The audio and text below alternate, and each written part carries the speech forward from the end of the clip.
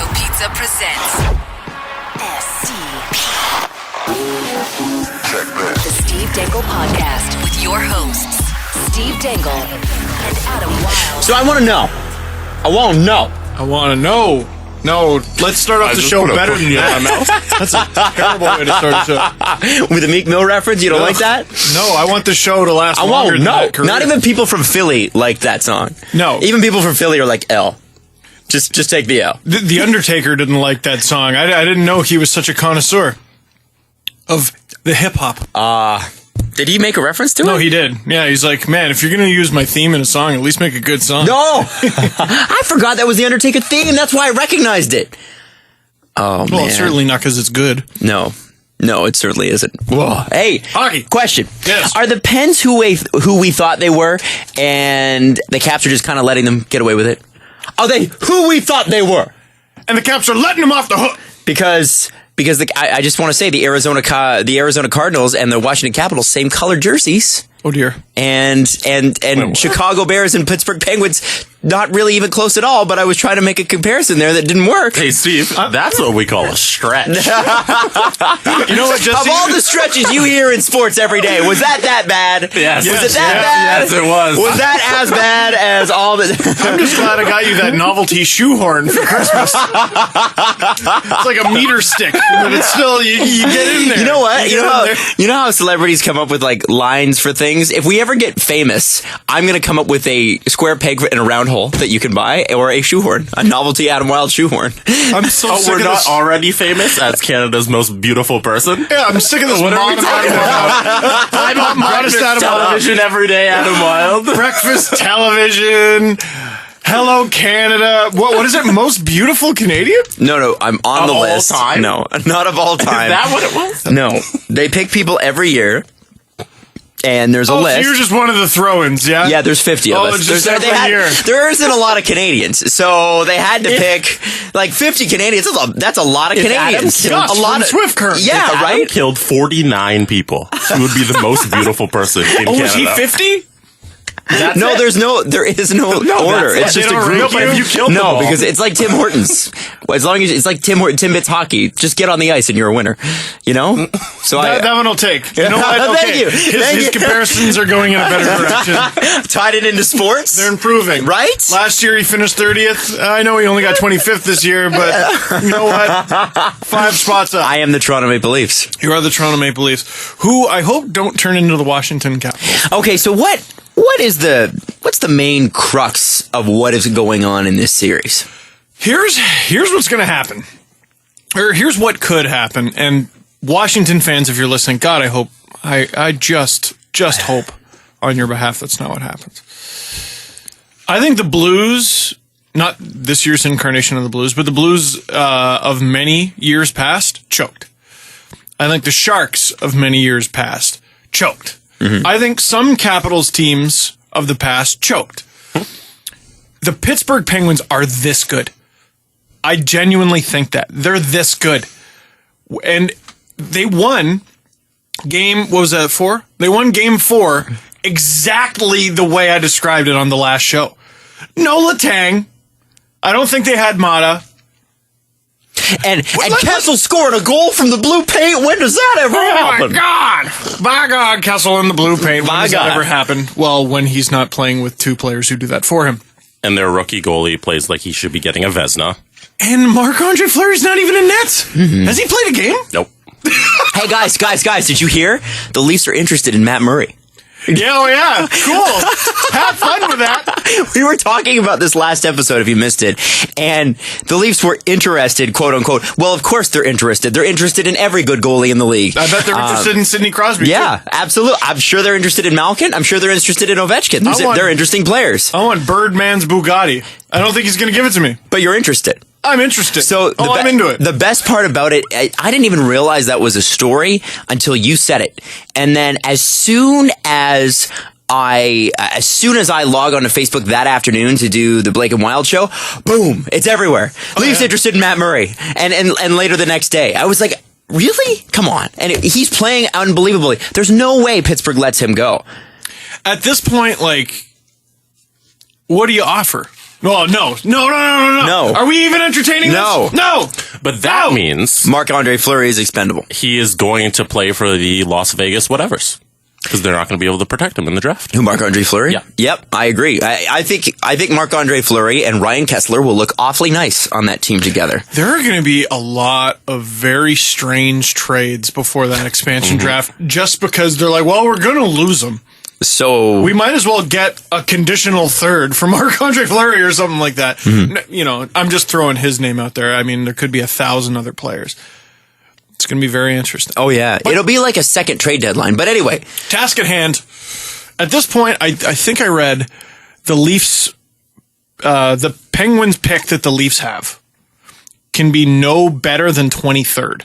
And I think that's if the Caps storm back and win. At this point, do we just cheer for him? Like, Yeah, at this point, do we just want Kessel to win? Yeah, I do. I am cheering what for if it James means... Reimer. Yeah, it's Reimer, man. I would love to see Reimer v. Kessel. And let me just throw it out NHL there. 200. Let me throw it out there before people get upset. Poor Daniel Winnick. Poor Daniel. Right? Not even the hit. I'm not even talking about the hit. The fact that he played on the other team the last year. Just brutal. You know, The Hostess special without the Stanley Cup final. I hate the thought that a great player is somehow diminished if they don't win a championship. Before LeBron won with the Heat, people were like, yeah, but how many rings does he have? And we've talked about this on the show before. Like, I think we talked about it on the show. Wasn't there like an old Los Angeles Laker talking to Tracy McGrady? No, there's a clip floating around, and there's a guy. Is it Rick Fox and Tracy McGrady? It wasn't Rick Fox. It was one of the guys from the Laker teams. Robert Horry? Robert Horry. Yeah. Robert Horry and Tracy McGrady. And Tracy's like, hey, can I borrow one of those? And he's like, no, sorry, man, you got to earn them. And okay. And McGrady looks so hurt. And Robert Horry rode Pine during the Shaq Kobe years. Who cares? Okay? So who cares? The fact that I don't think that Ovechkin winning or not winning a cup this year or ever takes away from Ovechkin. Mm-hmm. However, there just seems to be this prevailing thought with people on the whole that winning a championship somehow now you're legitimate. And I wonder if that thought and that sentiment is something that's not just weighing on Ovechkin, but the rest of the team too. I don't know if that's part of it for sure, but I think with the cap era especially, there's windows. There are windows to make it. And the Caps, I think they could win a President's Trophy again next year. Oh, for sure. But what about the year after that? And what about the year after that? Because Ovechkin's a year older than us. He's 29 now. Yeah. I mean, you can hope for the next 2-3 years that he can do the same thing, but then what? You don't know. It's a crapshoot. He is a freak. You know, and Nicholas Backstrom too. And I mean, if he works out like Yager does, why not? Why not? Why not? He's got those Olympic genes. Yep, he's got those Olympic genes. But like, what are the Capitals doing wrong? Are they doing anything wrong? Are they choking, or are they just playing a team that hasn't lost back-to-back games since like Christmas, January? And I wonder too. You know, Christmas in some cultures. in the cap era, you're not wrong. In the cap era, I wonder. You know, there's every team has weaknesses. Elliot Friedman has said that many times. In the cap era, every team has weaknesses. So I wonder now going into the playoffs, you could have a great team, but in the cap era, if your team's weaknesses match up with the other team's strengths, you're toast. And you can be done in the first round. LA, Chicago, doesn't matter. Doesn't matter. Every year there's a team that should be in at least the second round that's not. Mm-hmm. Normally it was San Jose. Yeah. I mean, that's why a championship ring is, and it is something you got to earn because so much of it is skill and also so much of it is luck. Robert Horry. So much of it is Kobe and so much of it is Robert Horry. A game-winning three. I remember with 0.3 of a second left. Yes, he did. Damn. Yes, he did. Game 6, I believe. And it was San Antonio. And didn't that keep them alive? And then they won Game 7. Yeah. Forced Game 7. He was Bobby Bond. He was. That's what Bobby Bond did. See how I did that? See how I related? Brought it back sports? to hockey. Yeah. Yeah. See how I did that? Steve, are we going to talk about Mike Darby? Help me out. Darnay, I think it is. Yes, we are What's talking this? about him. Oh, Adam, let me tell you. You can have the fame, the fortune, the handsome face. But you know what I get to keep? All the free things forever and ever. Amen. What? Here's a tweet from, that looks like July 2nd, 2015, from Mike Darnay. Who is Mike Darnay? Oh, Jesse screen capped it. So, anyway, he writes for stuff. I don't know. I follow him on Twitter. I like him. Okay. He tweeted, if the Penguins make it to the Stanley Cup final with Phil Kessel, I will buy tickets for myself and Steve Dangle to see it on record. Save your nickels there, Mike! Wow. We got to have Mike on to talk about that. We got to... Hey, July of is he last paying year. for the flight too? I know Mike. Mike tweets us all the time. Yeah, I forget who he writes for. I'm sorry, Mike. Hey, Mike. I'm a jerk. Mike, how about you include Adam Wild next time you make a bet like that? That'd be cool. Thanks, buddy. You should drive me. Should I? Just drive me down Is to that Pittsburgh. because that's what people do? Drive me down to the Spurg. Well, I've been there many times. I can get there in an expedient fashion, sir. I hope 5 hours or less. it'd be great if he took me to a road game in San Jose. Yeah, that would be nice, but no. Pay for my flight to Cali. Mrs. Dangle's coming too. You know who follows Mark Darnay? Barack Obama. What? Pardon? That's a thing. Damn, how do you get Barack Obama to follow you? Followers, Barack Obama. So Barack saw the tweet too, and he's going to hold Mike to it, right? You can't lie to Barack. I mean, he's definitely in checked out, dropping mics. Yeah. Making skits mode. Like, he would definitely do something like that. Yeah, dropping mics and doing skits and, legalizing gay rights and all that stuff too. Running the country. Yeah. Listen, Adam, but pushing why the do all country. those things when he could just as easily fly me to Pittsburgh? Right, on Air Force One. I'll even slum it and take a bus. If Barack Obama flies you to Pittsburgh on Air Force One, it is your duty to bring Nelly with you, and he has to perform Air Force Ones as you're getting on the plane, right? And it would be extra appropriate if they were playing the Blues in the final. Right. Hey, which is also a possibility. If he buys tickets to the game, will you find your own transportation? Yes. Okay. And I am not above taking a bus. I took a bus once. Out there. No, I did. Yeah, I took a bus once in my life. It smelled like pee and peasants. Are you talking about like a Greyhound? The music Or, trip like, in public- grade 11 or whatever when we went to New York. Were you on that trip? I took a bus to Manhattan. I took a bus once. Steve, you know what? I took a bus this morning to get here. I took a bus to Ibiza. What? I met a bus to Pennsylvania. Hold on. I met a bus to... You know what I love? in a bus is a valid point. It's a valid point of... I'm going to steal a Steve story.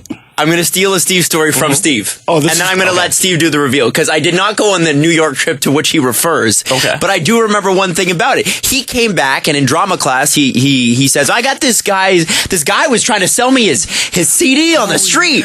And he's like, he was really adamant that I bought his CD. And he's like, so I did. And he harassed another one of our friends. Hey, man, you want to buy my CD? No, I'm okay. What are you, racist? Amazing. And so my friend bought it. Do you know this story? I know who this is. Jesse, you want to take a guess at whom? Papoose? Papoose. Who was, 6 months later on a track with Jay-Z? I don't know if it was Jay-Z. He was on with the Pussycat Dolls. Amazing. Papoose. I remember. I gotta have it somewhere. Where is Papoose now? And he had this. Papoose is still doing big things. Is he? Is he? Major Keys? Major keys. I haven't heard from him in a while. What's on a Papoose's Snapchat? Most people who don't listen Try to find Papooses' latest release. Yeah, exactly. He had like this. Oh, he's married to Remy Ma. What? From Terror Squad with Fat Man, Joe. that guy sold me Remy Ma. She's legit. That guy sold me a CD for $10 on a corner in Manhattan. Well, there That you go. man's set for life. And if that- he's married to Remy Ma. And that, ladies and gentlemen, is what happens when you take the bus somewhere. I paid for that guy. I paid for that guy's wedding. So Steve is going to greyhound it down to slum it out. I'm slumming. Slum it down. Excuse me. I'll take the peasant car. Does this? And I find this happens so much in hockey. there is a definitive divide in generations in terms of how people handle the media and how people handle their teams. And Jim Rutherford is of the old era. No, just wait. Just wait. I know what I'm talking about. And he, right now, does. Now, you could have looked at the Pittsburgh Penguins 4 months ago and said Jim Rutherford is going to lose his job in the next few weeks. Isn't it funny how things have changed? And I'm not saying that Jim Rutherford didn't know, I'm not saying what he knew or what he didn't know, but he obviously saw something in this team, which is immense skill. Yeah, he saw something. I should fire that coach. And then he did. Like, that's what happened. That's what happened. Like, what was the big move? That's what happened. You fired the coach. Brought in Mike Sullivan. And there you go. Who was the coach again? Mike Johnston? Johnson or Johnston? Okay. Johnston works for... Yeah, that's Chris Johnston. Chris Johnston, yeah. No, but it was a Mike Johnson, and it's not Mike Johnson who works for Sportsnet who used to play for the Leafs either. Johnson. Are you sure it's not? Is it Sullivan or Johnson who's the coach right now? I'm just going to look it up. Okay. Not going to work here anymore. I wonder, though, now I was thinking about him the other day, and I was like, well, what does this mean for him? You know, like... You had the Mike Sullivan. You don't get No, you don't get a ring, but Mike Sullivan was fired? Mike Sullivan is the current coach. Okay, so Mike Johnson... Does this mean that he, like, where do you work in hockey after that? You couldn't get Crosby, Malkin, Kessel, Tang, Marc-Andre Fleury, Matt Murray to get cohesive. And then as soon as you're gone, the team gets better. We found the new coach of the Montreal Canadiens. Oh. Because that's what happened to Michel Therrien. He was with the Penguins. They couldn't get it done. God. They canned him. They brought on, who's buddy in Buffalo? Who's the coach in Buffalo now? Bilesma, thank you. His name escaped me. Also they brought in Dan Bilesma. They won a cup. Wow. Jesse, you had something to add? Oh, no, it's okay. Okay. You sure? Mm-hmm. Okay. All right. That's a goal. It sure is. We haven't played that game in a while. That's been a while. Yeah, that is a holy smokes. Now, the rest of the playoff series right now from the time of this recording, Tampa Bay's up 2-1 over the New York Islanders in a series that is very quiet. I mean, I know there's stuff going on. No, game 3 was pretty loud. It was. Loud. I just feel like Pittsburgh, Washington is just taking over. It's taking a back seat for sure. Every series, and that's the point. Like, how many games has Nashville won in their series? 1. Okay, well, you're Steve Dangle. San Jose is up 2-1. St. Louis. Okay, well, you're St. Louis over Dallas. 2-1. I think it's 2-1. It is. St. Louis. Every other series is 2-1. Caps over Pens 3-1. You notice the Caps got their. Were they the only Caps and Pens were the only team to play last night? Mm-hmm. 1 game. And the Marlies, Adam. Oh, and the Marlies, who apparently lost to the Devils. They lost in an extremely frustrating game. Do we want to talk about that now or later? Well, let's talk about it. It was very frustrating. It was, they couldn't stay out of the box like all playoffs long. The Devils looked like the New Jersey Devils of the late 90s, early 2000s, just clogging up the middle of the ice. Marlies couldn't make crisp passes. They weren't communicating by the looks of it. They lose 2-1. All 3 goals scored in the first period. It was agony. Okay. It was agony. I think they'll come back much stronger in game 2 because they weren't able to generate anything on Albany. So they're just going to have to change it up. Plus, no Soshnikov in the lineup, a little bit banged up, and no Nylander in the lineup. Now, can we talk about that? Yeah. So William Nylander didn't play game 1 of round 2. Mm-hmm. Because? He's sick. With? He's sick. They said he had like a flu or something, didn't they? They just said he was sick. Why? What's the problem? Now, there was a picture taken of him recently, I think, in a pharmacy. So, I mean, he might just be sick. I kind of hope he's just sick. But I found out on Monday, because he wasn't at practice. He was sick on Monday, which means he was sick on Tuesday. But we're talking about practice, Steve. And then he was not sick a game. Well, then he was sick on Wednesday for the game. He was sick for a playoff game. Right. I'm trying to think of the last time I heard of a player being too sick to play in a playoff game, particularly one of your team's best players. Dude, around you just don't know. Like, I mean, I think if they're saying he's sick, he's probably sick. They also said he was sick 3 weeks ago. So what's the voodoo you think's going on behind the scenes? I hope he didn't catch his cold at the World Juniors. I don't see that. I friggin' hope not. Yeah, I don't think so. I hope not. He might just be sick. I think. Well, what if it's this? And this is also. I have not no reason good. not to take their word.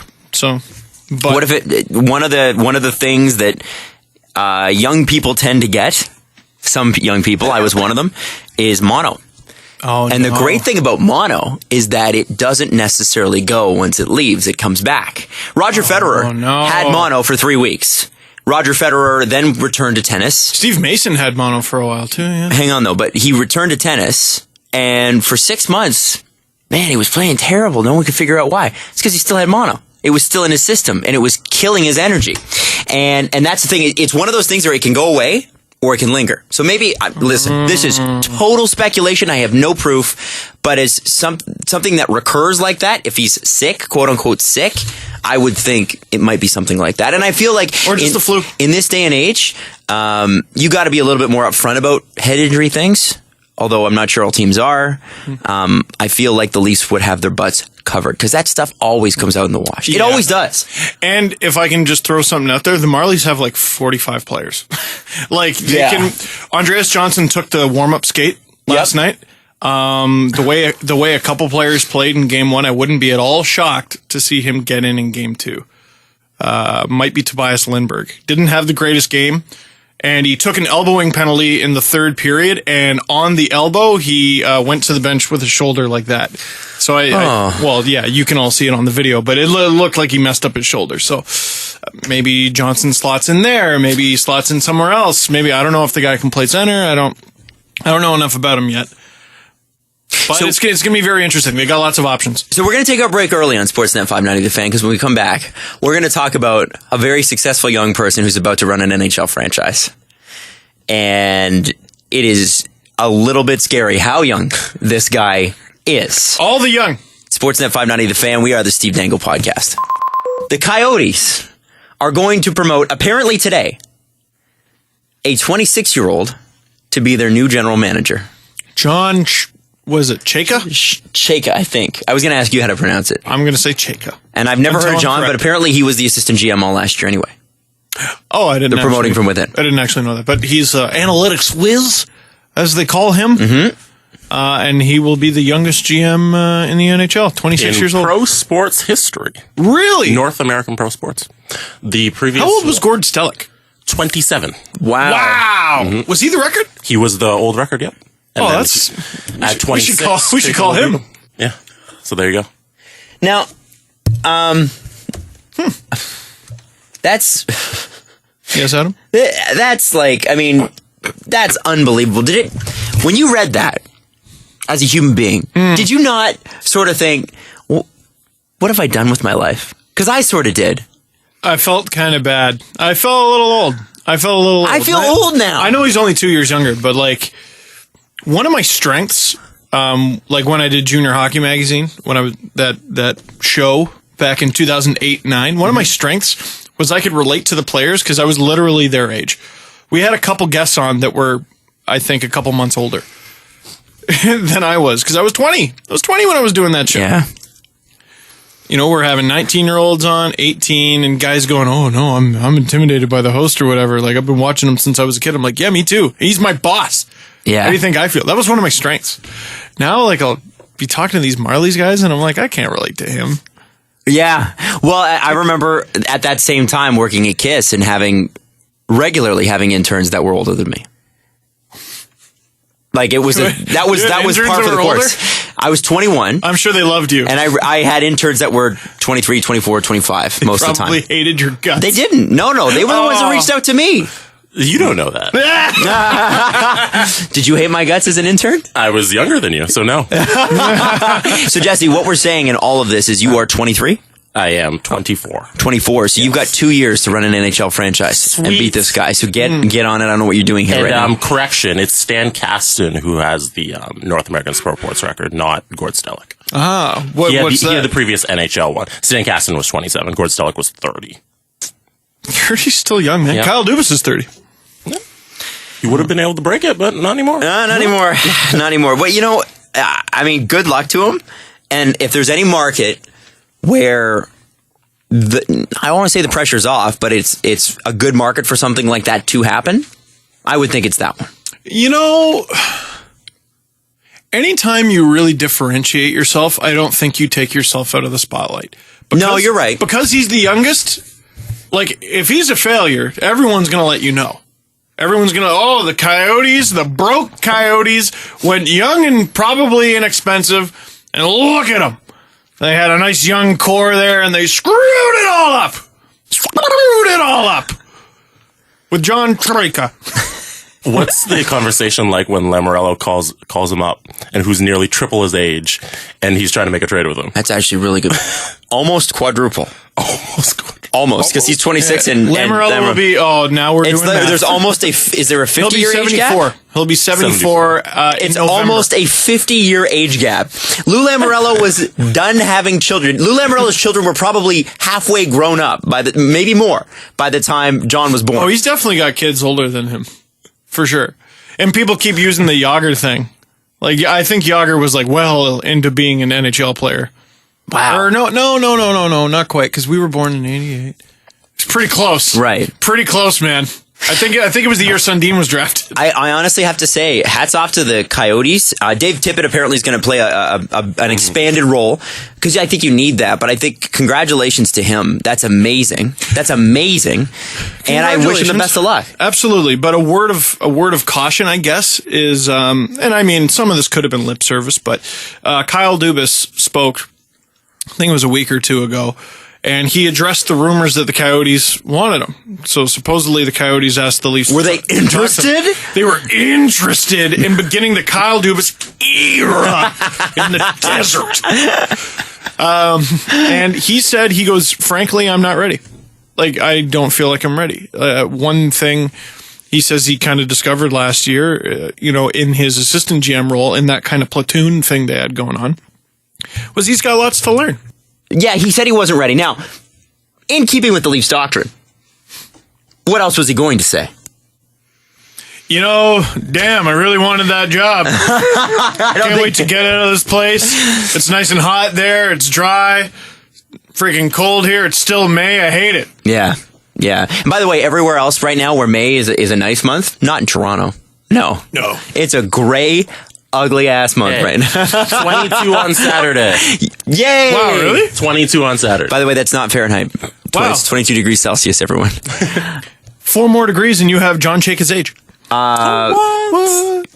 Dude, does that make, I wonder if GMs are looking at that and salivating ooh, I'm going to manipulate this kid. But I bet he's looking at them going, ha, I've got all the statistical knowledge, because here's the deal. This guy's smart. He is the co-founder and served as the director of an operation called Stathletes Worst name Incorporated. Ever. Oh yeah, it's terrible. Stathletes. It's an analytics firm. He was also involved. Also, already I don't like him. If I can't pronounce I know what you're trying to do there, but we should be able to easily pronounce your company name. Stats and athletes. Stathletes. Well, I'm sorry, you have Stathletes. He was involved in all areas of hockey for, I guess, the Arizona Coyotes, so the NHL and amateur player evaluation and all of that stuff. So cool. Good for him. Cool. I was just thinking your comment about other GMs salivating at calling him. I'm just imagining a trade between him and the Canucks that totally favors the Coyotes, and Jim Benning going, and I would have gotten away with it too if it weren't for you meddling kids. Yes. I'm sorry. I keep picking on him. Jim Benning's your guy. Hey, here's a fun fact. Lightning Vice President Dave Andreychuk made some comments about a couple players.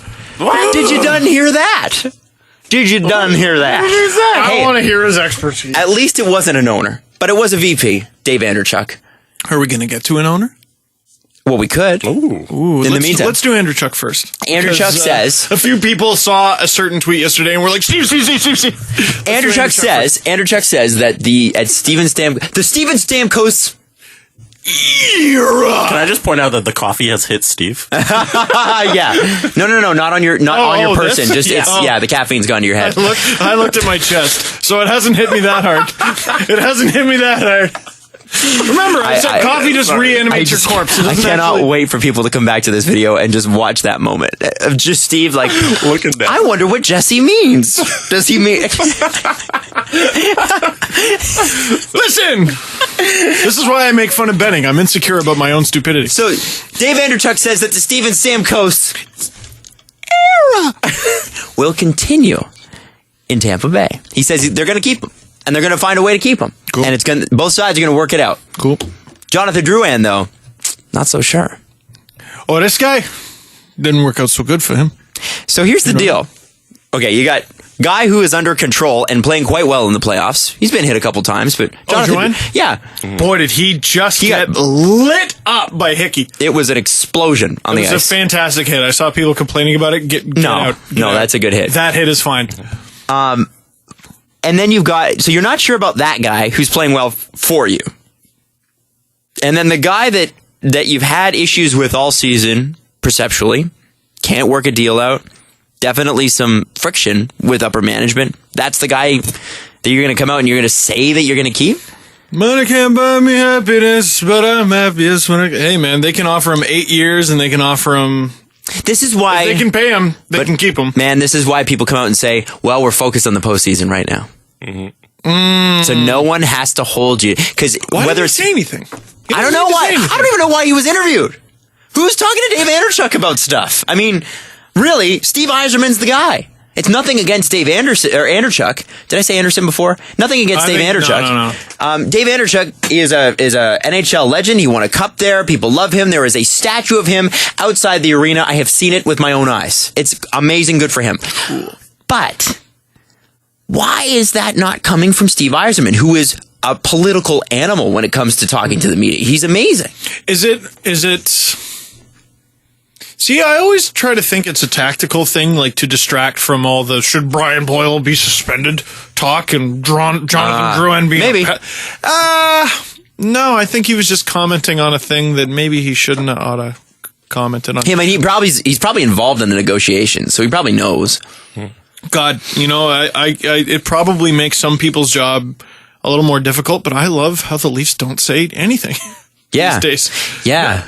It's not really any hot water. And that's the best part is there's just no around the team. It's that feeling in your gut where you're like, this is gross.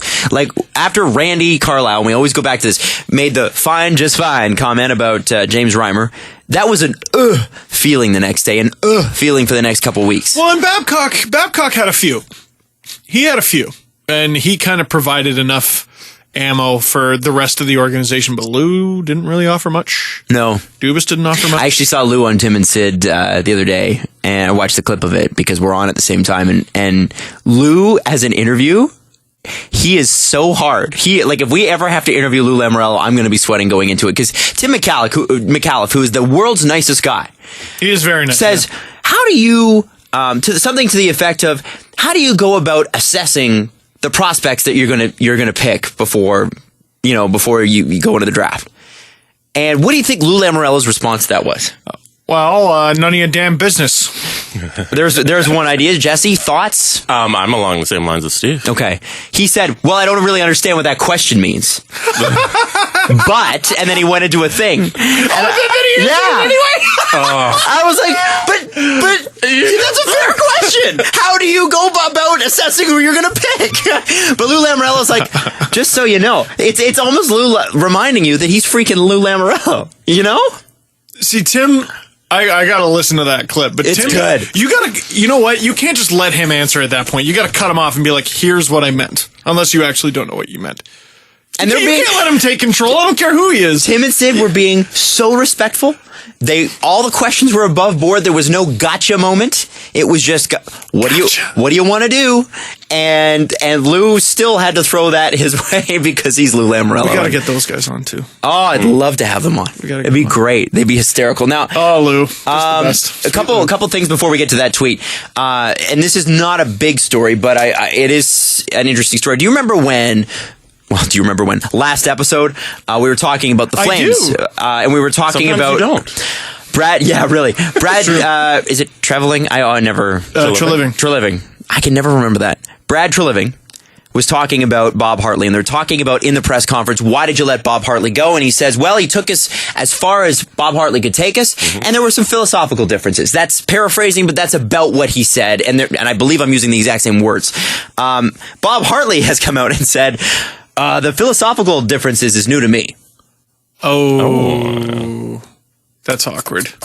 That See, sucks. do you keep your mouth shut when you're trying to look for a new job?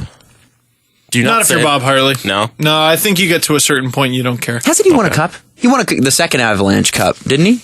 He has a cup, I believe. I just don't remember with who. And a lot of guys were assistants, and Yeah. like Quenneville has one, I think, with Colorado too. But I don't remember if he was head coach or assistant. Imagine your Quenneville is as the assistant coach. He's taking care of you're the forward. You're in the forwards, and Quenneville's your coach. not the head coach, but you imagine the stare down from your head coach and Quenneville. just miserable looks. Different shades of purple on the bench. Hartley has a cup with the Avalanche in 2000, 2001. Head coach. Head coach. That's right. After Mark Crawford was let go. He was not assistant in 96? 96, I would guess so. Because, his head coaching career started in 98. So, 96. Well, so Bob Hartley's looking for a job. And the Flames are looking for a coach. You know, another team looking for a coach, Adam. Ottawa Senators. So let's talk about this quote. First of all, it's important to know in this quote who said it. Or do we want to hear the quote first? I'm going to read the tweet as I read it. Okay. This is from one John Shannon, Rogers Sportsnet fame. Good handshake. Oh, very good handshake. Yeah. Very good handshake. Yeah, I wouldn't know, but you guys would, I guess. We'll invite you next time. Okay. Promise. Don't believe you. Shut up. John Shannon tweets the following. Eugene Melnyk tells Primetime Sports he expects a short list of 2 by Friday from Pierre Dorion and the Senators on the Senators coaching search. Okay. Pretty juicy, I suppose. That tweet's all right. There's some information there. But you want to know the next tweet. I do desperately. Same person? Same person. John Shannon, Primetime Sports. Talking about Eugene Melnyk, Ottawa Senators owner. Melnyk says he will talk to the final 2 candidates, but will probably go with Dorion's recommendation unless a guy really screws it up. And unless a guy really screws it up is in quotes. So hold on. So okay, Steve, you're the owner of the team that I am GMing. Okay, so I have to come to you with 2 guys that I really like. And I don't get to choose the guy. I thought the point was just you choose who you like. Adam, you get to choose no problem unless you really screw it up. Yeah. Unless it's not the guy that I want. Like, and I know you're going to interview him, but like, what if Melnyk really likes the other guy? Then you might have really screwed it up. Yeah, that means it. Damn, dude. And how dare you? Oh, do I love that the Senators are in the same division as the Leafs. But why are they bad? I don't know. Is that a rhetorical question? How come they're bad? Once again, Melnyk said he will talk to the final 2 candidates. Oh, they got it down to 2. But we'll probably go with... What's the best part of this tweet? Let's talk about that. Melnyk says he will talk to the final 2 candidates. So the owner is talking to the final 2 candidates for the coaching job. Concerning. But we'll probably go with Dorion's recommendation. So, first question that I have, and then I'm going to get to the problem I have with the tweet. What's that? First question. Do we know and can we look up why is Eugene Melnyk rich? What did he make his fortune doing? I don't actually know. Can we find that out? Because I feel like it was some sort of technology company. I believe a blogger tried to write a series of things about that, and some things happened to those posts that he wrote. That's alleged. I'm not. I didn't say who did it. He ran a pharmaceutical company. Okay. That was bought out. Oh, that'll make you money. Oh, yeah, no kidding. That'll make you money, too. And it was bought out. Holy smokes. That'll make you money. Okay, so they just, put a lump sum of cash. Company. Okay, so, all right, cool. So this sounds like, to me, let's base it down to Eugene Melnyk is working at Shoppers Drug Mart and he's the manager there. This sounds like he's interviewing somebody for a position like that, not a position of head coach in the NHL, and quote unquote really screws it up. It seems to me like he's going into this like a typical employee, but I gotta say, head coaches, not typical employees. We're talking, you could hate your head coach, but if the philosophy's right, you kind of got to go with it, right? Don't you? And what is his grounds for really screws it up? I think if you're a president like Brian Burke, or you're a president like Brendan Shanahan, or even I think Trevor Linden is the president in Vancouver. Yep. I think if you're the president with like a real hockey background there, you can maybe let your opinion trickle down to the GM. Not maybe, you probably should. Yeah, that's your job. Owner? I mean, the owner is paying the salary, and the owner will tell you that. What are you paying the GM for? What are you paying him for if you're making this decision? I mean, I know that's nice. Just be the GM. Do it. Any trade you want to make it on NHL 16. See what the video game says. If it's good, then make it. What about... Like, why not? Why not? Who is the president of the Ottawa Senators? Is it him? I don't know.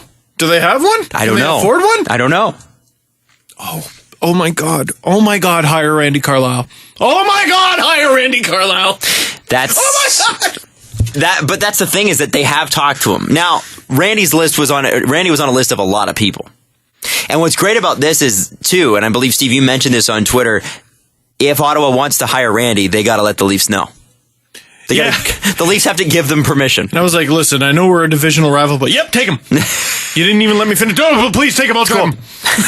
I'll pick him up, drive him. I'll pay for the flight. But what's sad this year is we don't get a third-round pick from the Ottawa Senators for Randy Carlyle. Stupid. Piece of crap. Like, that's garbage. Like, yeah, we lost 2 third-rounders for that. I don't understand. Well, and it's not like you can undo that. But, like, for a very brief little stint, for a very brief period of time, you had to give up picks.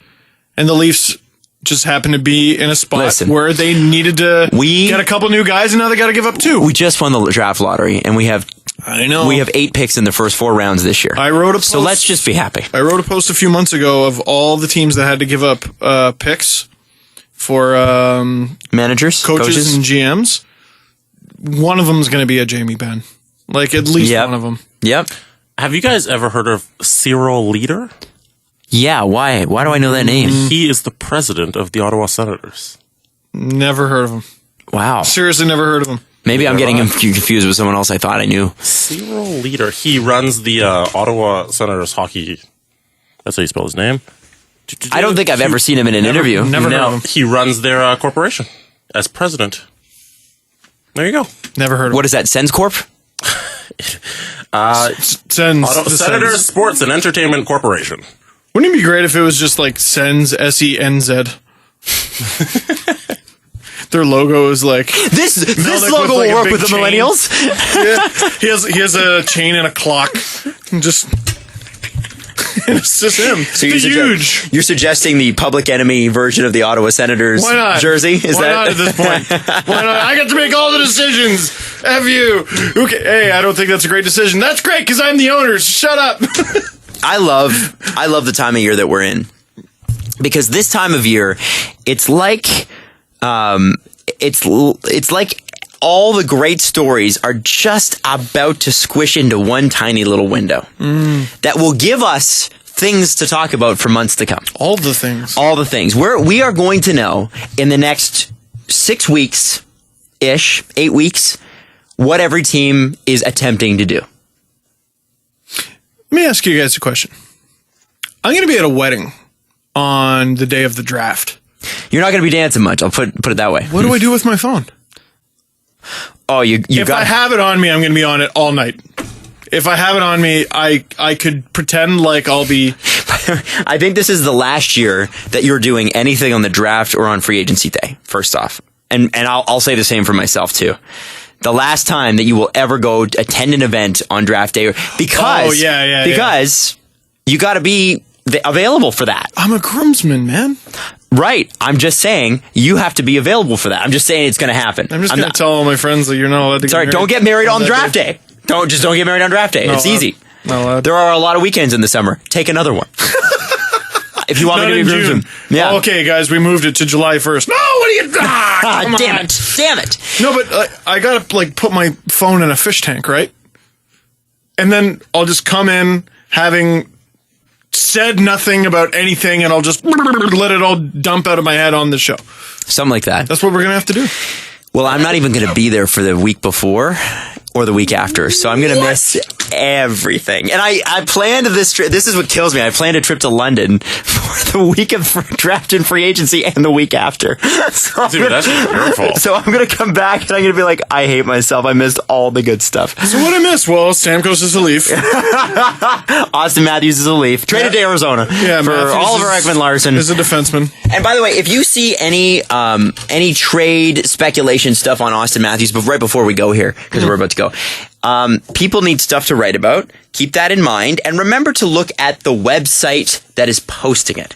There's a lot of websites out there reposting information that has been reposted from blogs, legitimate blogs, who originally took it from primary sources like Nick Kiprios and company and Elliot Friedman. It's like if you ever post a video to YouTube and then download it from YouTube and then repost it to YouTube and then download it from YouTube and then the quality gets worse. Just because there's an article posted and there's a headline associated with that article on your Facebook page doesn't mean that the article comes from a legitimate source. Now, I will say this. Every single year, there's a Leafs getting the first overall pick rumor. Every single year. Now that we have it, now we're going to trade it. We're just on the other end of it. Young Avery, Oilers video blogger, he came up to me yesterday. He's just like, "Oh man, Leafs got the damn first pick." I'm like, "Let us have one. You take all of yours. You had a hashtag that would make it 5. Are you kidding me? You have Connor McDavid. Give it. Yeah, exactly. Give it. Get out of here. Spread the love. Avery." Who's the nicest Avery. dude? Anyway, sorry, Avery. I'm not yelling at you. We got to go on Sportsnet 590 The Fan. But when you download this portion of the show or do the download portion of the show at sportsnet.ca or on iTunes, Steve Dangle Podcast, subscribe. You've got to check out the Mike Francesa audio that we have because he's calling out Rick DiPietro. What? Yeah, for sure. That's next on the download portion of the show. Thank you so much for listening. Brought to you by Panago Pizza. It is what's on the inside that counts. All right, so I'm going to go on the record right now and say I have not heard this. I unfortunately have. Which is sad, but at least one of us hasn't heard it. Jesse, have you? I have not heard it. Okay, so apparently, here's the deal. Rick DiPietro called out Mike Francesa, and we had the original clip where Mike Francesa was talking to a listener and saying, "Hey, the Islanders, Islanders is a third-rate organization. He's like, you need to get over there, Mike, and you gotta broadcast live from the Barclays Center." And Mike's like, "Well, I don't think they." You know how they screen callers? Like, sir, could you actually do that a little more stereotypical? Please? Could you please be more of a New Yorker? Yeah. That'd be great. Now, we have been called out. I'm just working in an office. No. You're a garbage truck driver or something. You're good. No, we just pulled over side of the road there, Mike, and we've been called out for being critical of other shows. And it's funny because really the only other show we ever mention is Mike Francesa's. And Mark Madden. Well, okay. Whatever. Who cares? It's legitimate. I don't give a shit. By the way, that's what happens when you put yourself in the public eye is people tend to criticize you. Yeah. As what has happened to us on multiple occasions. People should do. Make their own podcast. Yeah, exactly. Yeah, come on. You guys to us, bro. Come on. What you want? You guys criticize a lot of shows, said the person criticizing our show. I mean, it's all valid. I mean, if they're saying something we want to comment about, we will. If we say something people want to comment about, go ahead. There's a Reddit for that. And this comes from @RNs_Funhouse, which if you want to keep track on all things Mike Francesa, that is all this person does. And they have they've got 6,000 followers just from doing that. Wow. From doing that. Now, Mike and Rick, I don't have Rick's specific quotes in front of me, but basically called him out. So we're going to let Mike take it from here. In the last week, a little hard on the Islanders for a couple of reasons. Dating to how they do a little of their business. And it got back to me that their ex-goalie, who does a show with Alan Hahn, I don't know what the name of the show is, Hahn and Humpty. Okay. By the way, it's not Hahn and Humpty. But it's his direct. Mike Francesa is calling out in this instance his direct competition at ESPN Radio because he's on Fox, I believe. No, he's on WFAN, but I believe it was the right name on of the Fox. show? Because DiPietro's nickname is Humpty. Oh, is it? Yeah. Okay, yeah. maybe I heard that it wasn't or something. I don't know. I didn't I don't look that up. know. I don't know what the context is. I would imagine he's making fun of himself for always getting hurt. Right. Yeah. That makes sense. Did you think that's what Francesa was saying? Yeah. Oh, no, I thought it was a diss. Okay, all right, cool. I was like, damn, Mike, that's a creative one. That is a creative one. We'll keep going. On, I don't know, it's one of these countless shows they've had on, through the years. Just another one that's now gonna take us on and beat us and do all the things that we've heard, 4 million times in the last 25 to 30 years. That's a very New York radio thing, by the way, eh? Oh, they all call each other out. Yeah. Opie and Anthony used to always thump well, look where we are and look where you are. And Francesa's like, show's irrelevant, whatever. It's a very New York radio thing. Totally. Like, well, I'm here and you're where you are. They Shut all up. make veiled shots at each other. Shut up, stupid. Howard Stern used to straight up call people out and then have them on the air. Yeah. Yeah. And then he'd bring them on and be like, you're not very good. It was great. And they would go on because they're like, holy shit, I get to be on Stern. So Mike is calling out his direct competition. Rick DiPietro and his co-host are on at the exact same time. Alan Mike Hahn. is. Alan Hahn. Yes. Here we go. Another one that's now gonna take us on and beat us and do all the things that we've heard, 4 million times in the last 25 to 30 years. I've heard it like, another 100,000 times. But I gather he took umbrage and felt he needed to protect the team that's paying him. And you know what? I might have a warm spot for a team that was paying me through 2029 also, when I did nothing except shoot my mouth off and basically somehow bilk them out of a 15-year deal, and have a losing record for my career. But I gather he said some, said some disparaging things about me after I attacked the Islanders. I didn't say anything about him. Obviously I wouldn't pay much attention to him, but now that he's in my business, and actually is, and I use this in quotes, competition, we giggle. But here's a guy shooting his mouth off at a show that beats him. Now, you should understand this. This would be like basically your typical night Nets, 7.5 to 1. All right, 8 to 1 on a normal book. 8 to 1. You're getting beat. Just shut your mouth and be happy you got a job to find somewhere to go every day. Now, this is not for Alan Hahn, who's a good guy, does a good job with the Knicks. Somehow he got hooked up with this stooge, and maybe he can get away from him and still salvage his career on the radio. But, Is Mike upset? From what I understand, you play goalie better than you do the radio, which didn't say much. From what I understand, and now the Islanders are winning, now that you're basically shooting your mouth off on the radio. So stick to things, or stick to, a league you can compete in. And tackling me in the radio business, you're you, and I'm Gordie Howe. So, climb up, please. And maybe you can go to the game tonight and cheer. Get a little pom-pom. Go sit there. And listen, like I said, I'd be rooting for it. If I'm DiPietro, I'd be rooting for a team that's paying me $1.5 million, which isn't bad money, through 2029. Which isn't bad for money. doing absolutely nothing. The happiest day of their life was getting out from under that 15-year mess on that contract. The paltry sum you are paid, sir, while I, fancy radio person, make 10 more times.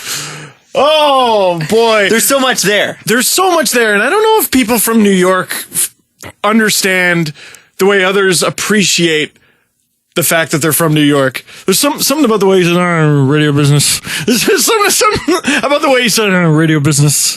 It was very New York. Oh, yeah. Very New York. It's hard to get much more New York than Mike is. Now, by the way, so I got to meet a bunch of people at the Marlies game last night. A lot of them, there was a group of girls, and I think the oldest of them was 16. They were all like 16 and under, which means they were born in the 2000s, which makes me feel sad.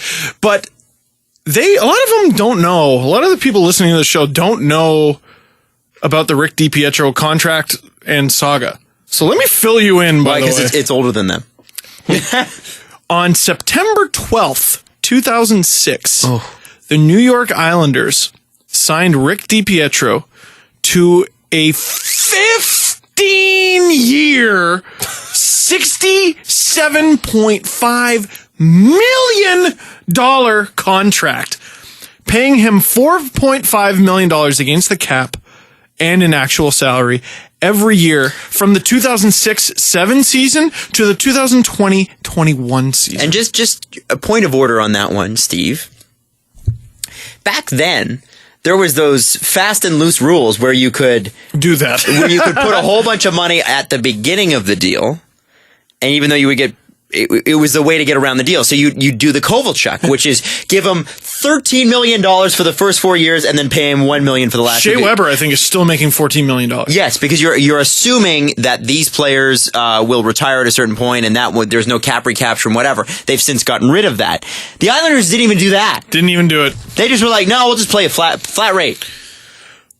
And you know what? I defended it a little bit. Well, no. I didn't think it was a good deal, but I did give the Islanders the benefit of the doubt of maybe this could work out because he was playing above average hockey for a while there. And if he was an above average goalie in the NHL, $4.5 million would have been a good discount the way things were going.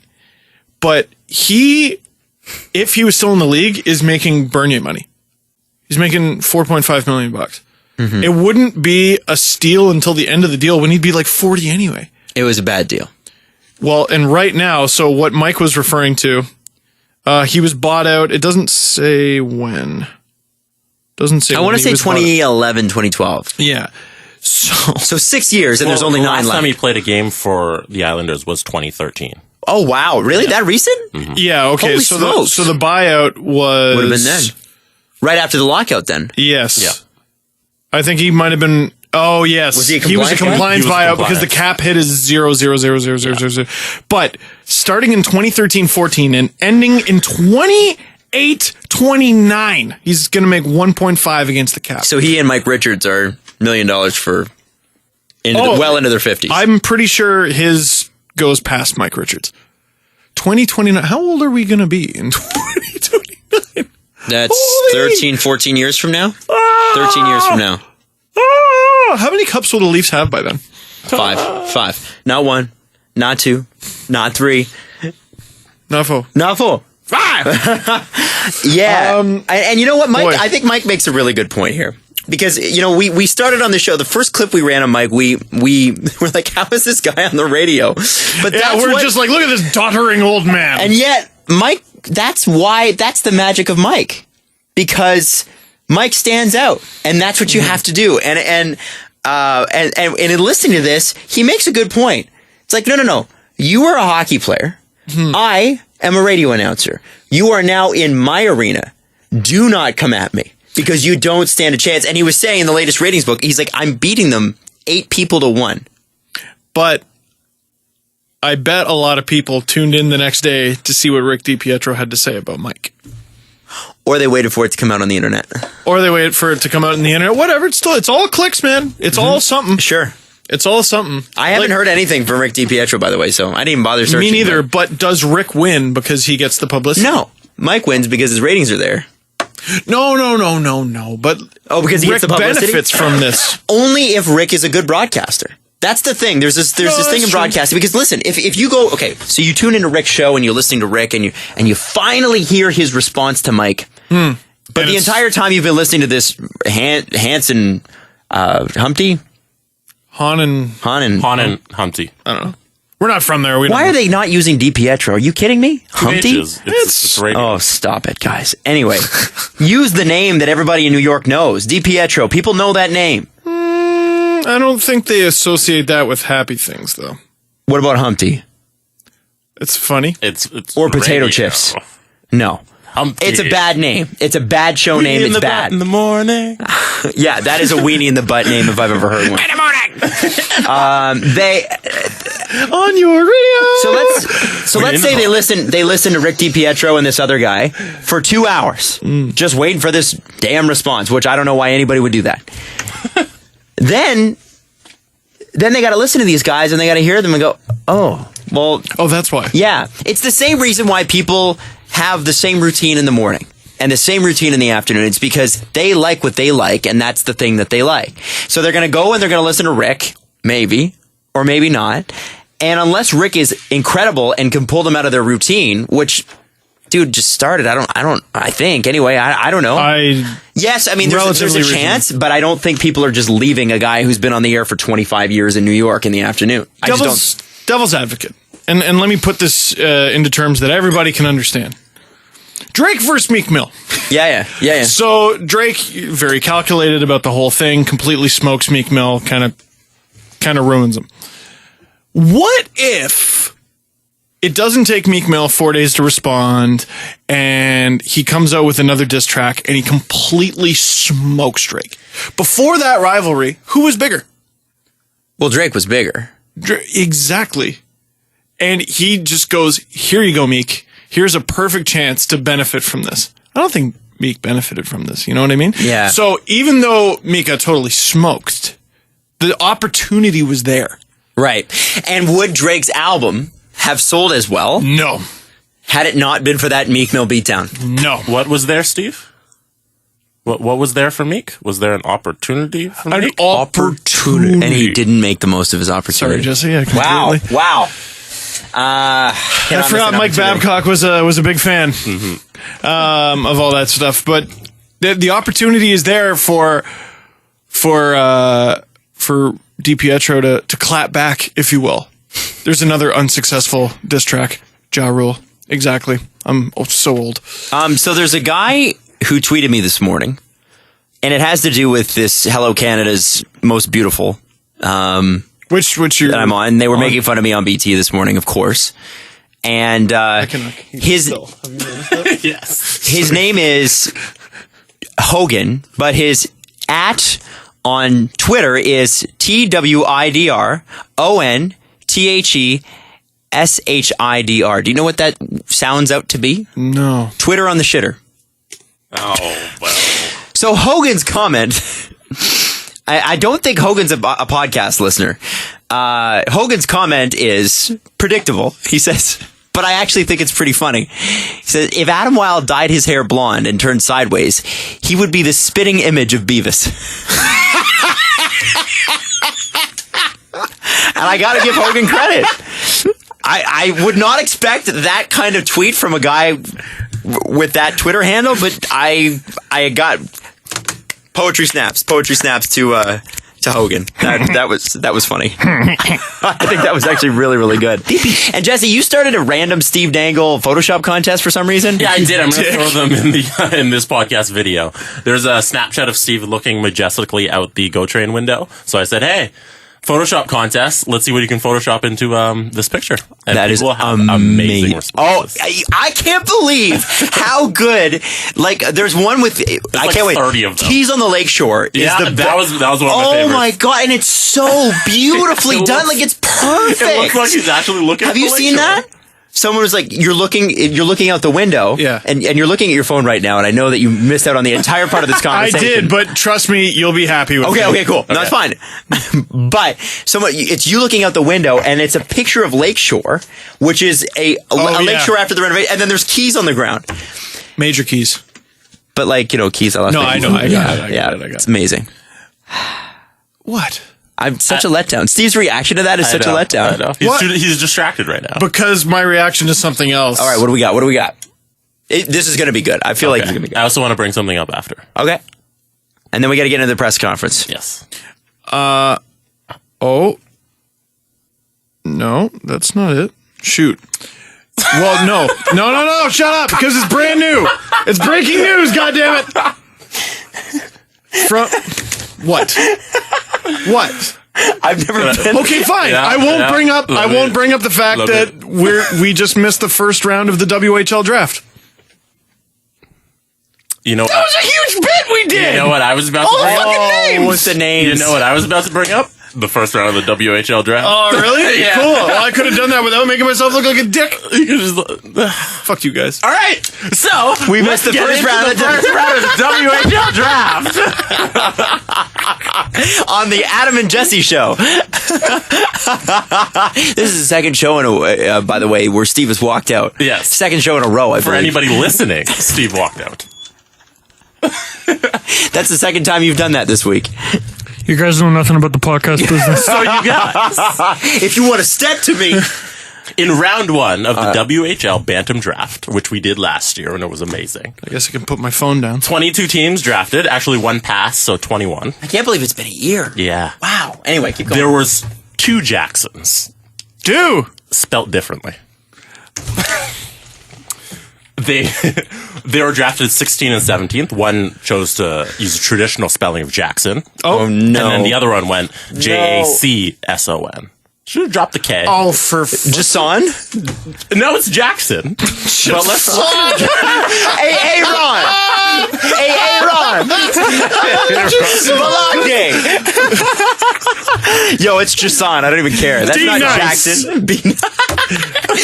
Where's D-Nice? There's 2 Bradens.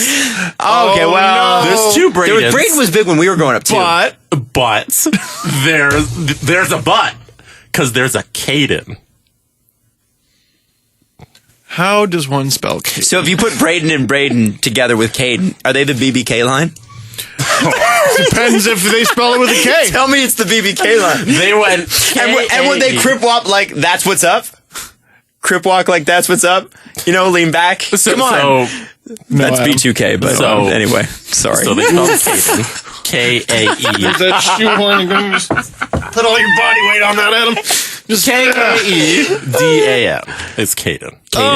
Yes. That's not as bad as first it could be. overall is Peyton. Okay, well, Peyton. How does... wait. Peyton spelled like Peyton. there's a lot of Dins, by the way. Oh, it's the new thing. Caden, Braden. Second overall, Peyton. though. Kirby. No.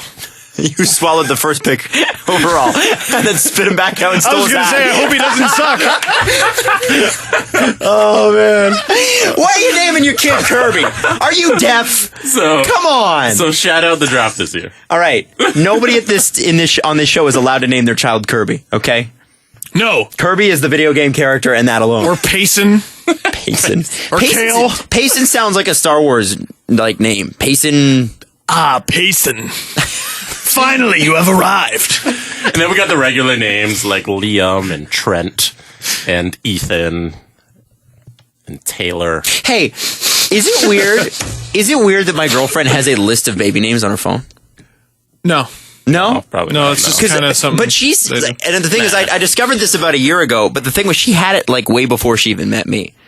Like she knew, she's been keeping track of names that she likes. Oh, she knows what the wedding's going to look like too. Like you are secondary. You're just the groom that goes in the groom slot. Like Okay, so she's just waiting. So she was filling the other slots, and then the groom slot just happened to be filled. yeah, she's already got the colors picked out. That she knows what everyone's going to wear, the venue, the food. You're just kind of the guy who shows up in a suit. Although she has what you are going to wear picked out as well. You don't get a say in that. Yeah, it's not weird. I mean, and Actually, I'm okay with that because she's good stylist. So I would. that is true. But that look you just gave, where you're like, that's not entirely true. No, it is. It is. It's true. Okay. Oh, it's very true. Well, good stuff to look forward to. Less decisions I have to make. And then you can get married and have beautiful children Okay. named Kale and Payson and, No, they will not be named Kale. and Trentlin. I was worried that you guys would be freaked out by that because it was like I looked at I thought for a moment that gave me pause when I first found out. I was like, is this weird? You know when you have moments in a relationship where you're not sure what normal is supposed to be. Every day. Yeah, and you're like, do other people do this or is it just me? Am I the only person in this particular situation? Which you can't be mathematically. Hey, if you don't want to stress yourself out, never check her Pinterest until you have to. Deal. Let's do the press conference. Adam, Yep. did you say that the Penguins didn't stand a chance against the Capitals? I did. I think I did. Luke has a problem with you because now they're up 3-1. Well, Luke has a problem with you because he has hindsight. so but okay, just Luke has a problem with you because fuck your prediction, sir. All right. It Okay. was incorrect. okay. All right. If Luke has a problem with me, where was Luke 4 games ago? Not making shitty predictions, Adam. That's what you were doing. Okay, what did Luke actually say? Why does Adam think that the Penguins didn't stand a chance against the Capitals? They were the best team over the last month and a half and went out hot into the playoffs. And I think Luke's 100% right, and I think I completely misjudged the situation. I mean, as happens with predictions, you just don't know. And that's why I hate predictions, but we still make them because they're entertaining. And I think, you look at the Washington Capitals, who were not just good for the last month, they were good the entire freaking year. And Presidente Trophy. And did they not win 53 games? Something like that. It wasn't a... Ovechkin had almost as many goals. Pittsburgh has shown weakness. Ovechkin and the Capitals have not shown that kind of over weakness. The season. Yeah, they've shown a cohesiveness and a desire to win, and not that Pittsburgh hasn't, but they were pretty shaky for the first 3 months. And anyone can be hot. Sure. Anyone can get hot. So, that wasn't actually that bad. I thought it was going to be like, F you, F the horse you rode in on, F your parents, which the internet tends to be like. So, I don't know. I think it's part of why it's 3-1 right now is what I said heading into the series was that's actually a pretty even series on paper. And the Caps had a war against the Flyers. The Penguins had a cup of tea against the Rangers. yeah. Yep. I mean, I still that's the stick with playoffs. it. I'm still sticking by my prediction because I made it. I think the Caps are going to win, Oh, wow, Adam. but I'm cheering for the Pens. Adam is the both guy sides. on the Titanic playing the violin. That's what a violin sounds like. Should Austin Matthews wear the jersey number 67? No. Wait, it was his childhood idol Robert Zvela? Then no. Okay. Or Max Pacioretty. Well, now here's the problem. Do you know what his number is, Adam? No. 34. What's wrong with that? That belongs to a friend of mine. Oh, James. Jim. Well, I'm sorry, but if Austin Matthews decides to wear the number 34 for the Toronto Maple Leafs, he will be the best number 34 the Toronto Maple Leafs have ever had the second he steps on the ice. Fired. The minute he puts on a skate. How about I take the other skate and I throw it at your beautiful Hello Canada face? How about that, Adam? How about that? You don't put that evil on James. I didn't put evil on James. I just said Austin Matthews is a great hockey player. That's another thing, by the way. I see that on the internet a lot. It's like, okay, I think, so I said that. And Steve's like, well, that's a diss to someone else. And I was like, I haven't even mentioned anybody else. Listen, you tricky fuck. I'm just saying. I know exactly what you're saying. I've mentioned nobody. Here's a question. What's the question? We have a question from Steve Dangle. Jesse, what's the question? Have you seen the first round of the WHO draft? Let me look for it. It wasn't as good this year, man. It wasn't as good. No, you weren't a fan of Kirby? I mean, other than my sick ass jokes about him swallowing up the first pick and stealing his hat, I thought that was pretty funny. Pretty funny that I totally talked over. That's okay. James Reimer resigns in Toronto. You think so? No, I'm just saying, if he does, who gets to wear 34? The best player to ever wear 34 for the You Toronto do Maple not Leafs. re-sign a player and give him a different fucking number. Yeah, James gets to keep that. The rookie has to change. Yeah, he does, because James has been there, and he's a good guy, and he'd be like a moral leader in the dressing Earn room. your spot, Rook. Yeah. Show some class. Give him your number. And 33 is more of a round number anyway. It's a goalie number. 34 is a weird number. Yeah, for a player. Someone tried to tell me, I wore It's 33 not. once, and someone tried to tell me that was a goalie number. I was like, no, that's Chris Draper's number. That's why I picked it. 39 was a weird number until Dominic Hasek made it his own. Right. And 57 was a weird number until Bob Wren made it his own. And also Sean Hines. The reason Bob Wren, the only reason I remember Bob Wren is because he wore 57, and I was like, that is a weird number. It's a That very is, weird you are number. wearing a ketchup number, sir. Weird. I saw. I'm not going to say what player it was, but it was on Facebook. They posted a picture of themselves at training camp, and the number they were wearing was something like 56 or whatever. And one of his teammates commented on the picture, 56, eh? Wow, you're probably going to make the team. You're probably going to make it right out of camp. Wow. That's bad. That's bad. Oh. That player never made the team. Yeah. Press conference. Someone wants to know the context of the podcast art photo. What's the podcast art for? You sitting on the bench outside of CBC building. Oh, a lot of people think I got that lady in the background to pose. No, she was just kind of walking by. Well, and there's people they'll ask us like, how did we come up with that for the podcast? The truth is that picture existed long before this podcast ever did. You just took a photo. No, I was like, here's a photo. I wanted to get some professional looking photos that weren't just screen grabs or better. You yelling in your bedroom. Yeah, basically, I got my buddy Nate to take some photos, and we were outside CBC, which I don't know. I don't know, man. Go ask me in 2012 when I took the pictures. I think it's a nice picture. Fuck you. I just want to know the context. That's the context. I don't think that necessitated it, F you. No, I'm kidding. You're like, hey, where did you take that photo? Fuck you! You listen to the podcast? You're super supportive? Kiss my ass! Hey, listen. You're in my arena. You ask me about pictures. I mean, I take tons of pictures. I take lots of pictures. I'm in the picture business. No, that is Glenn Gould on the bench outside CBC, and lots of people take pictures on that bench, and I am one. And of that's them. a particularly good one. Yeah. Well done, Nate. Thanks. And Steve. Yeah, and Nate. Steve. No, but I posed. I'm the art. I think we're out of questions. You know, the thing that we have never done, and we've talked about doing many times, there's lots of stuff that we've talked about doing many times on this show that we've never got to, but one of the things is actually get a picture of the three of us professionally done. No. You know, what do you mean no? No. We just never done it. It bugs people, and I think we should keep it that way. Yeah, I don't want to. Oh, let's stand back to back with our arms crossed. Shoving buds. Yeah, like, no, we're not shoving buddies. Well, I'd like to have. Hey, wouldn't you like to have your face on this podcast at some point? Because I think no, because people. You realize that people have no idea that you and I are even on this show. If they watch the video, they know. True. The hardcores know. Oh, those are But Steve's everybody's like, shoving oh, buddies. the Steve Dangle podcast that he does by himself. Nobody People that don't gets know. that. They just If they we don't know. If we do a photo shoot, can you give me this guy? Yeah, this like, guy. I'm not doing that. Watch out for this guy. This guy, he's Oh, crazy. that one. Oh no. This guy. Both of us. or spinning generic guy on the bottom.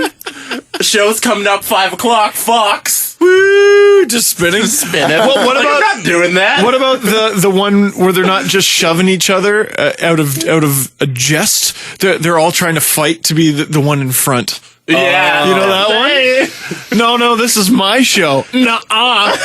Said the cantankerous co-host. This is my show. Nuh-uh. Man. Can we do a photo shoot like that? Just to have douchey You know what? photos? You know what we should do with our video? You know how the NFL, and they do this a little bit in the NHL now too, and you see it in soccer and stuff. They'll have, when they're introducing the players at the beginning of the game, they'll have them like walking up towards the camera, and then the graphic has their name and their stats and stuff. We should have that in the bottom corner, and we're just shoving buddies for the entire hour and a half that we do this show. Like it's just constantly there as a watermark that's moving. But some people might not get that we're doing it sarcastically, and they might just think that we're awful. Great. I like And we'll it. just have it on a loop because I don't want to shove you guys for an hour and a half. I'm too we lazy. won't even say the right name. With Peace and Dangle. And Kale Wild. And Can I be Caden? Caden Blake. That's actually Or Blake Caden. Caden Blake sounds like a cop drama. Like you're the lone detective. Caden Blake. Can Matthew McConaughey play me? I was a cop way before anybody paid me to be one. I drive a Lincoln. I just liked it. All right, so we're gonna wrap it up, gentlemen. We're gonna wrap this up. I interrupted Adam way before anybody paid me to do it. I'm just kind of rude. Follow the guys on Twitter at Steve_Dangle, at Adam WYLDE, and at Jesse Blake. The Steve Dangle Podcast. Brought to you by Panago Pizza. Order at panago.com and stuff your face with deliciousness.